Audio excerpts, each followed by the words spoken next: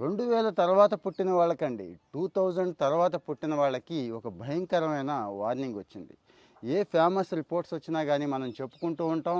నేనైతే మీకు పక్కాగా అన్ని వాస్తవాలే ఇస్తాను కదండి. ఆ వాస్తవమే ఇంకోటి ఏంటి అంటారా? క్యాన్సర్లు అండి. మిగిలిన క్యాన్సర్లు కాదు కానీ ఆ సంగతి దేవుడు ఎరుగు. అవి వస్తాయి. పొట్ట క్యాన్సర్లు, పొట్టకి సంబంధించిన క్యాన్సర్లు కొన్ని కోట్ల మందికి వచ్చే అవకాశం ఉంది.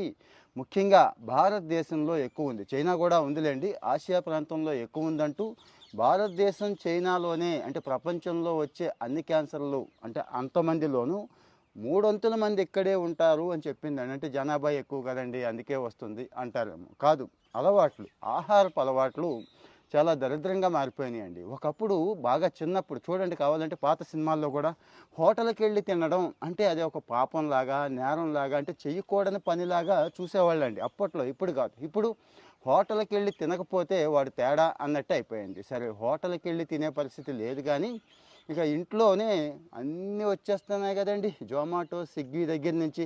ఇక బయటికి వెళ్ళామంటే ఏదో ఒక బండి పక్కనో ఇంకో చోటో ఏదోటి మింగకుండా వచ్చే పరిస్థితే లేదు. ఈ అలవాటు, మళ్ళీ గుర్తు చేస్తున్నా, ఈ అలవాటు చాలా దారుణంగా ఉంది ఎవరిలో. ఈ కొత్త తరం జనరేషన్ అండి, 2000 తర్వాత పుట్టిన వాళ్ళల్లో చాలా ఎక్కువ ఉంది. మిగిలిన వాళ్ళంతా సూపర్ ఏమీ కాదు. వీళ్ళని చూసి వాళ్ళు తయారయ్యారు. అంతకు ముందు వాళ్ళు కూడా, అంటే ఈరోజు 40-50 సంవత్సరాల్లో ఉన్న వాళ్ళకు కూడా ఈ అలవాటు ఉంది. మీకు ఉందా లేదా చెక్ చేసుకోండి. ఇక ప్రత్యేకంగా నేనేం చెప్పట్లేదండి. జీర్ణ వ్యవస్థకి సంబంధించిన క్యాన్సర్లు అంటే ఎందుకు వస్తాయో మీకు తెలుసు. ఇదేమీ అంటురోగం కాదు. అవునా కాదా?